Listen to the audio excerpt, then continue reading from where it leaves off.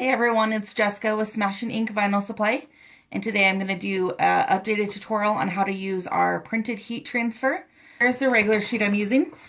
This is from our colorful pastel set, and then this is the glitter one I'm using, and this is from our green watercolor set. And as you can see, it's very sparkly, has like almost a silver sparkle to it. Got layer cut and ready to go, and I'll be right back. Alright, so I have both sheets cut. You won't really be able to see it. The glitter heat transfer, I cut on similar settings to what I would cut solid colored glitter heat transfer. And then the printed heat transfer, I can usually get by with adhesive setting.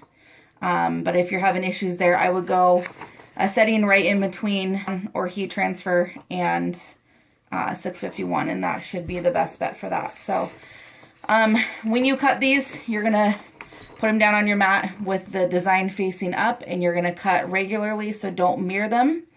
Basically exactly the same you would 651. So now that these are cut, I'm going to go ahead and weed out the excess, leaving my design, and then I will be right back.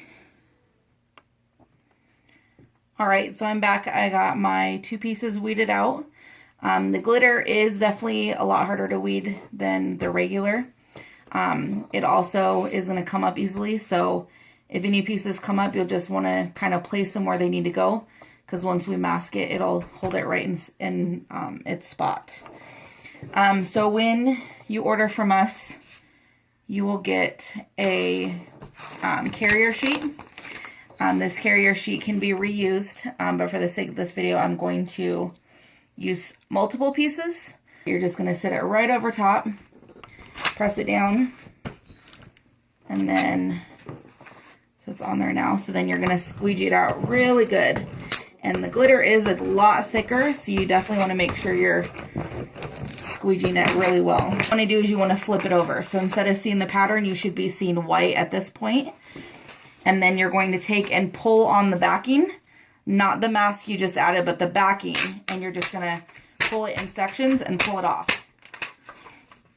It usually works good to go fast on this point, but you can kind of play around with it and see if you can slowly pull it off. On your design, make sure you're not pulling off anything that shouldn't be coming off. This is the backing, so this is a non-sticky backing. That's what the material came on. You're done with this. You can throw this away. You can use it for stencils, whatever you want to use. So now we have our design on the carrier sheet. It's sticky, and then you have the white part of the back exposed. So then from here until you're ready to press, you can go ahead and take that sheet and put it right back on it. And that will just protect it from getting dirt and stuff on it before you're ready to press. Okay, so the glitter part's ready. Now I have this part. You need to layer pieces of the mask over top of each other to make a piece the size of your design.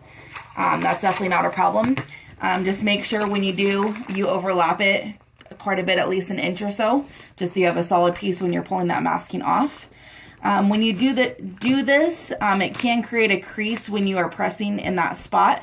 So you'll just want to make sure to go back over it and do a final press after you've removed the masking, just so you don't have a line down your design. Your first one you'll put on, and then this one you will put on, and then make sure to layer over top, so you have a solid piece. And then once you have both pieces on, then squeegee it. There you go, you have your mask. Same thing as before. So again, flip it over, and usually you want to keep some excess here so you have something to grab onto. With the regular material, I usually do pull a little bit faster. You can pull in one solid motion and the whole thing will come off if you're that adventurous.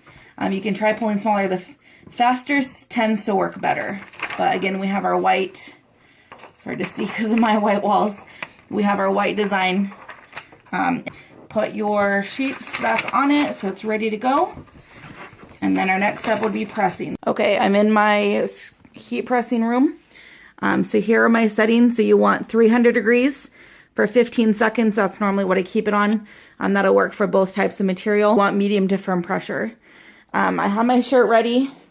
I didn't show it here just because I did it really quick, but if you fold the shirt in half and do your pre-press that way, you can get a line down the middle to give you a center line to go with.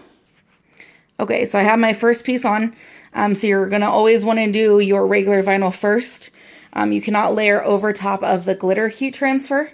What we're going to do is we'll go ahead and press this one. And again, for 15 seconds. This is a warm or hot peel, so you can go ahead and peel right away. So there you can see that side, that one's ready.